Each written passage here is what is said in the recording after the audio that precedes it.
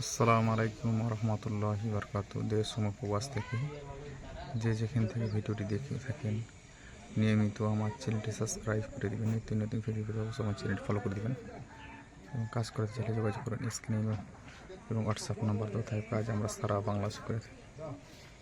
কাজ করতে চাইলে আমাদের সব অবশ্যই যোগাযোগ করবেন। কাজগুলো কেমন হচ্ছে কমেন্ট করে দেবেন।